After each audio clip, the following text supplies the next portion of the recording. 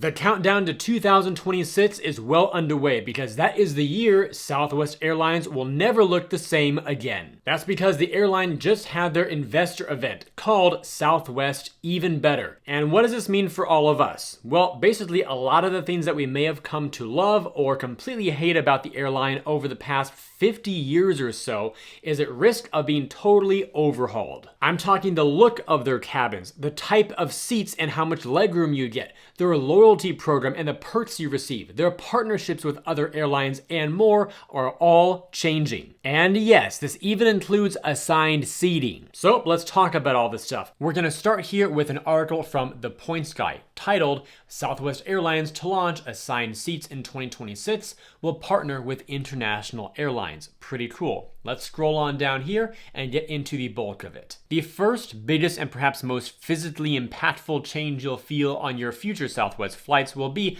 the turn to assigned seating.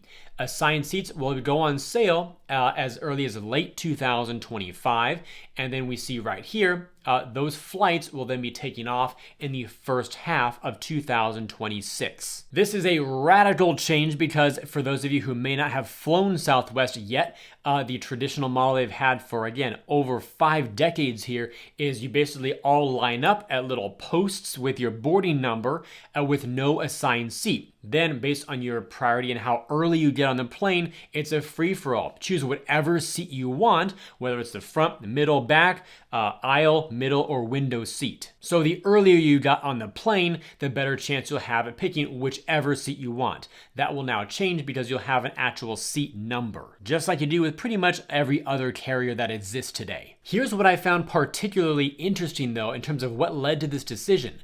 This summer, so summer 2024, the carrier cited exhaustive customer research in deciding to shift to a new assigned model. In July, Jordan, the CEO of Southwest Airlines right now, cited survey data which found that 80% of Southwest flyers would prefer assigned seating, and that a whopping 86% of customers who don't fly Southwest preferred that model. That was eye-opening for me because I always thought that the kind of free-for-all model, of which I kind of liked to some degree, I didn't mind it whatsoever, and I kind of got used to it and enjoyed the thrill of getting whatever seat I wanted. People like me were in the vast minority of people who preferred that model. So hey, call me and the 14 to 20% of other people out there like me weird. Let's continue our discussion now though in terms of how these assigned seats will actually be priced versus free. So Southwest passengers flying on the airfare's lowest ticket level type, which is called Wanna Get Away, will not get complimentary seat selection. Travelers who don't pay to select a seat ahead of time will receive a seat assignment prior to departure. So let me flip over to a new tab here. I pulled up a sample flight, Phoenix to Chicago Midway. Here are their 4 fare classes right now. Wanna Get Away and the far right here in yellow, that is their least expensive fare. So anybody flying in this category or tier, you will not receive any sort of assigned seat privilege to select when you're booking your flight.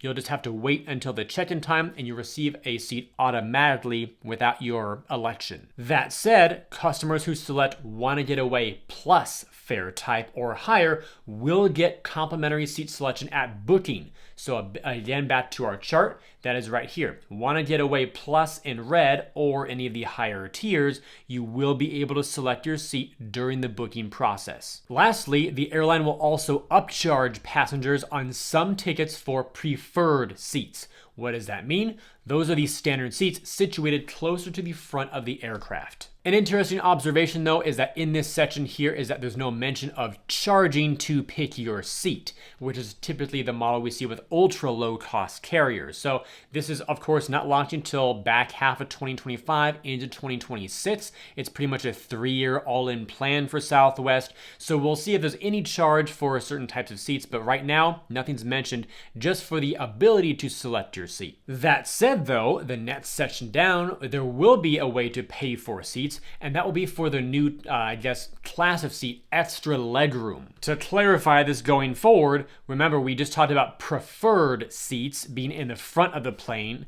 and now we have premium seats, which will have extra legroom. So don't get those two terms confused. So these premium seats will offer up to an additional 5 inches of pitch, minimum 3 inches up to about 5 inches of pitch.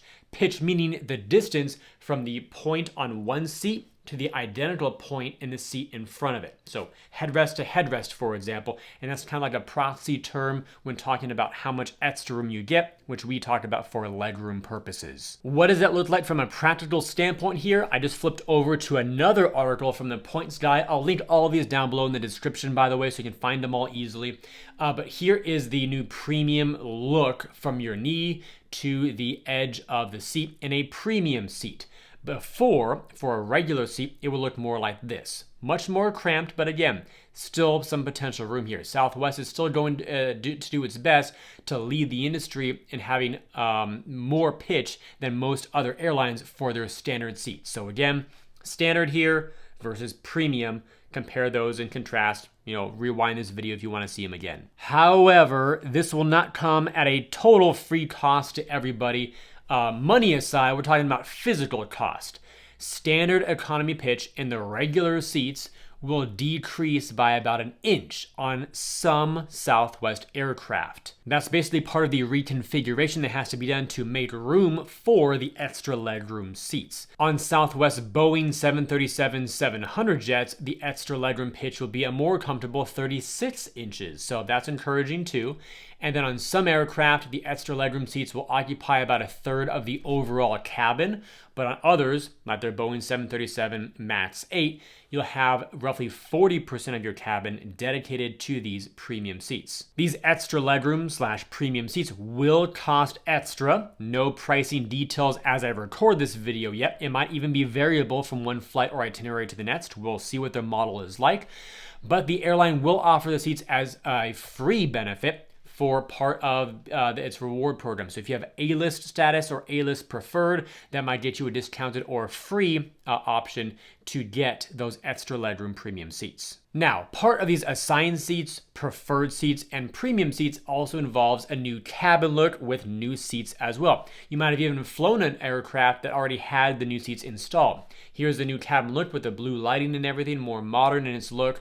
And for the seat back pocket here, let me find a good example. You now have USB-A and USB-C charging, a device holder, a fold-out tray below that, also one of those mesh pockets even further down. So there's an example of your device tray, your larger tray with a couple drink holders, your charging there, 60 watt for USB-C. So still pretty nice compared to a lot of ultra low cost carriers. You have a decent amount of seatback amenities here to use. Furthermore, to make it easier to identify the premium extra legroom seats as you're walking down the aisle quickly, they will have a light blue, pattern or design here on the edges of their pillow headrests, where the other ones will not. All of that considered, assigned seats should probably lead us to ask a new question. How does that affect the boarding procedure? Fortunately, that will be pretty similar in terms of what we're used to now, with a slight change that you'll see on your boarding pass. Right now, let's see. Passengers will still get a boarding number, for instance, B12, and they'll still line up single file next to numbered posts in the boarding area. The airline plans to award higher boarding positions to elite members and customers who purchase higher fare types, though in the absence of open seating, the key benefit, of course, will be for overhead bin space access. So prior to this actually going live in the near future here, as I see it, you'd have your boarding pass with a boarding position. Let's say again, B12, you'll go when that group and number is called, but then when you get on the plane, your experience will be different. Rather than choosing whatever seat you want, your boarding pass will also have a seat assignment. Let's switch gears a little bit now in terms of their partnerships going forward to bring you access to more flights in more parts of the world. Southwest is now formalizing partnerships with international airlines, which is awesome. The first of which will be Iceland Air.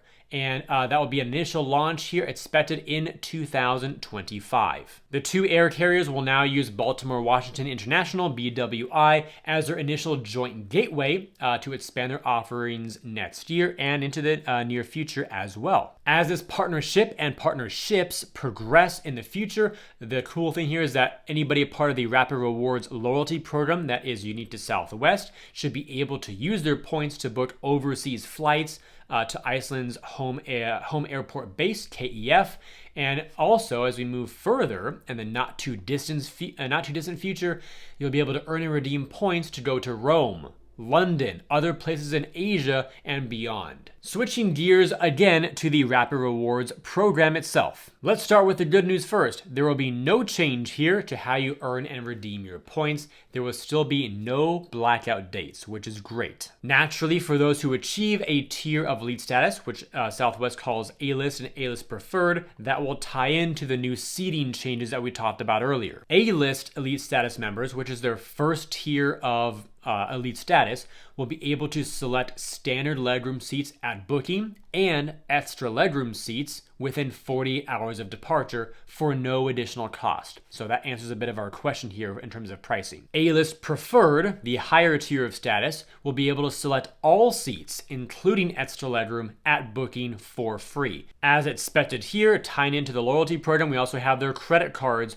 Right now, there's not much in terms of future hypothesizing of what will come out of their current cards. They now have at least 3 personal cards and I think 3 business cards as well. So a lot of different products to choose from here. Details about potential changes to card benefits will come in early 2025, and we should expect for their cards, at least with the annual fees, to probably again tie into some sort of seat selection or a type of seat preference to be a benefit of some sort. Getting toward the end here and wrapping up with some good news, bags will still fly free. Southwest is known to offer you 2 free bags for every flight you booked with them, and that is not going to change. And finally, we have a new product. Southwest is calling this Getaways by Southwest. Apparently, they're going to be customizable bundles that will feature Southwest's generous cancellation policy and flexibility with its no change fees for flights extending to hotels and other elements of packaged vacations. And let's also not forget about the 24-hour operation. This was announced prior